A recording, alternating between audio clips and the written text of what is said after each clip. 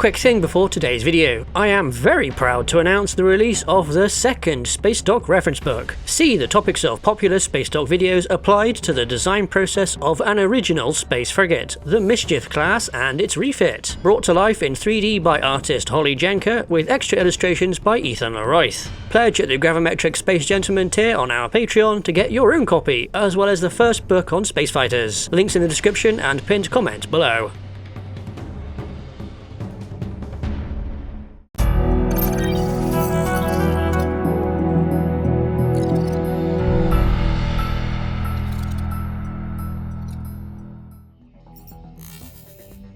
Hello everybody and welcome back to Spacedock. I'm Hujuana and today we're looking at frigates and examining how well some settings fit the admittedly broad scope of what a frigate is. They can have hugely varying roles as the term has evolved and dropped in and out of use throughout history, but generally they're going to be on the smaller end of things with speed and versatility on their side. The first one we're going to look at is one of my favourites, the Adamant from Battlestar Galactica Deadlock. It's an extremely cool ship that effortlessly blends together the two main styles of colonial ship design. Its remix of the iconic Battlestar form is not just the Galactica but smaller. It does things like shifting around the hangar to be tucked up under the prow, out of harm's way, since the ship is meant to be engaging while side on. Is it a good frigate though? It certainly is multi-role enough, being able to lay down fire, take some hits for its size, or deploy strike craft and missiles. It's also the right sort of size, at least if you account for the general hugeness of BSG's ships, and makes a great escort for larger vessels. So I'd argue that yes, it is very frigatey.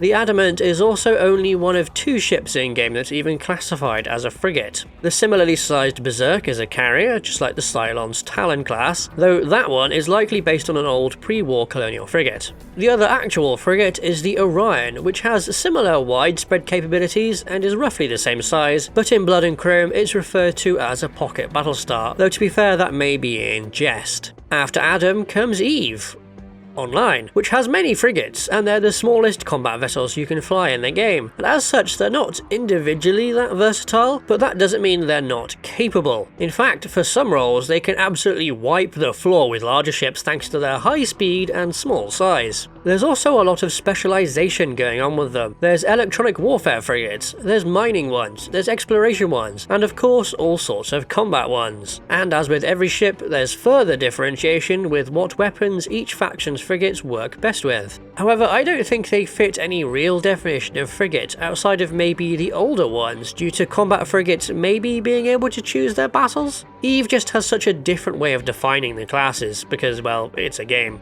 Another game is Star Sector, which I fully admit I'm not great at or know the ins and outs of, but it does have a ton of really cool and varied frigates. They cover a whole range of roles, technology levels, and capabilities, but my favourite, and quite possibly your favourite if you've played, is the Wolf class. It's just fantastic fun to scoot about in, jumping in to strike at vulnerable targets or out to get away from something nasty. But it is kinda specialised in what it can actually do since its armament is forward facing and it's kinda fragile. So it fits an older Age of Sail vibe for a frigate, since its speed and agility, especially once upgraded, allows it to pick its battles. In fact, that goes for a good chunk of the frigates in the game. That's the role they fill. Overall, frigates make excellent escorts to bigger, slower ships, protecting their flanks from the wily frigates of the enemy. Also, in a meta sense, the popularity of the Wolf and similar hit-and-run ships even lines up with the Age of Sail popularity of frigates for postings, since those craft were far more likely to be in situations to capture prizes or get promotions for their captains.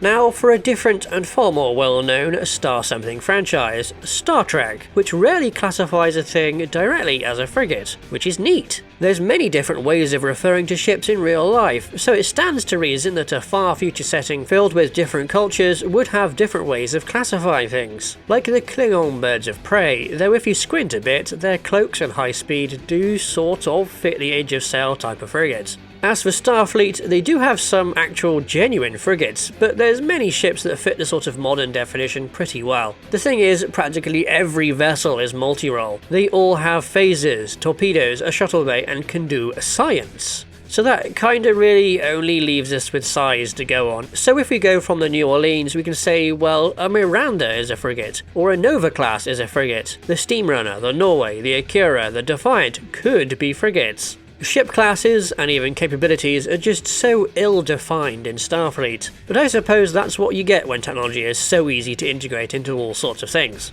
In terms of vibe though, even the larger ships like Enterprise, ostensibly meant to be a cruiser, sits in the realm of frigate. All the hero ships really, whether they're an Enterprise or not. The ones that go out and explore and chart and map and sometimes get into scuffles are also following in the wake of those explorers of old, which fits well with the old naval trappings that Starfleet likes to drape itself in.